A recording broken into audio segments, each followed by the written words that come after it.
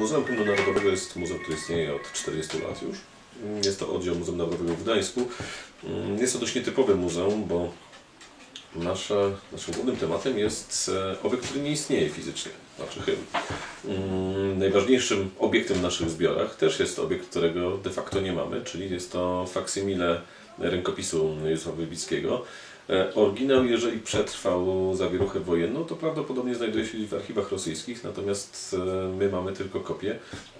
Natomiast bardziej staramy się pokazać ideę i pokazać też nie tylko losy Mazurka Dąbrowskiego, ale też pokazać Józefa Wybickiego przez pryzmat nie tylko jako autora pieśni Legionów Polskich we Włoszech, ale też jako postać generalnie ciekawą i która zajmowała się dokładnie wszystkim, zaczynając od prac na temat spławności rzek, poprzez pisanie prac na temat wprowadzenia pieniądza papierowego, tworzenie papierni tutaj w Będominie, swoich prób literackich i zresztą napisał kilka oper i dramatów bez większego sukcesu. I całej działalności publicystycznej i politycznej, bo był dość aktywnym działaczem politycznym. Zresztą jakby spojrzeć na historię XVIII-wiecznej Polski, to Józef Wybicki się angażował dokładnie we wszystkie możliwe wydarzenia, które miały na celu naprawę Rzeczpospolitej, a potem odtworzenie Rzeczpospolitej. Więc to od Konfederacji Barskiej właściwie do powstania Królestwa Polskiego nie było zdarzenia, w którym by on nie brał udziału. Budynek sam z siebie jest takim świadkiem epoki, dlatego że pochodzi z XVIII wieku, z początku XVIII wieku i w tym budynku urodził się Józef Wybicki. Ale w którym miejscu? To podajemy jedno miejsce jako konkretne alkowę, że tam na pewno, aczkolwiek to jest trochę takie tworzenie legendy muzealnej, niekoniecznie prawdziwej. Oczywiście dwór nie może istnieć bez mebli, więc mamy też wyposażenie, aczkolwiek niestety nie mamy mebli, które by bezpośrednio pochodziły z tego dworu. Znaczy mamy meble pochodzące z tego dworu z końca XIX wieku.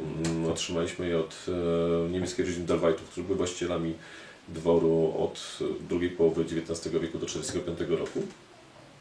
Natomiast udało nam się pozyskać trochę ciekawych mebli z Zamku Królewskiego w Warszawie. Na przykład mamy szyfonierę XVIII-wieczną, bardzo ładną, stoliki, karciaki, mamy biedermajerowskie łóżko właśnie w alkowie, które wszystkim tłumaczymy, że tam się urodził Józef Wybicki, tylko pewien problem jest taki, że to łóżko zostało wyprodukowane czy zrobione mniej więcej w latach śmierci Wybickiego, więc trochę trudno by mu było. Z ciekawych takich eksponatów, bardziej związanych z rzemiosłem, to co budzi dużo zawsze zainteresowanie i dużą radość, to jest porcelanowy nocnik XIX-wieczny, ewentualnie szkandela służąca do podgrzewania pościeli w łóżku, wyglądająca jak wielka patelnia. Nikt nie wie o co chodzi, więc tym bardziej budzi zainteresowanie.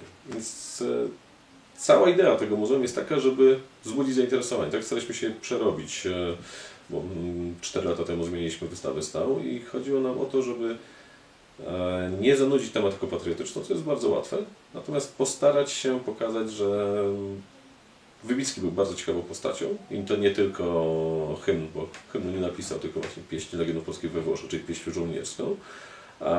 Ale to nie tylko ten jeden utwór, ale całe jego życie było fascynujące i on jako człowiek był osobą, którą warto znać, której warto historię znać.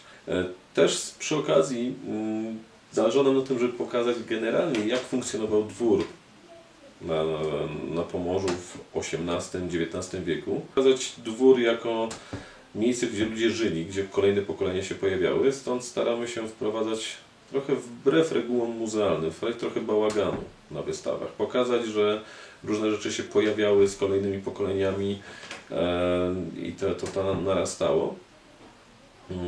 Tak też powstała nasza wystawa Historia dworu w Będominie, która do końca czerwca będzie wystawiana, gdzie pokazujemy właśnie historię dworu od początku właściwie do powstania muzeum. A w międzyczasie tutaj stacjonowała Armia Czerwona, był Uniwersytet Ludowy, PGR, także ma dość bogatą historię, no już nie mówiąc o wcześniejszych czasach i kolejnych właścicielach. To jest jakby cel naszej działalności, tak żeby pokazać z jednej strony Wybickiego jako postać ciekawą, z drugiej strony wytłumaczyć, o co chodzi w hymnie i też, żeby zwiedzający poznali, zrozumieli jego treść, bo jak rozumieją treść, to łatwiej jest śpiewać po prostu.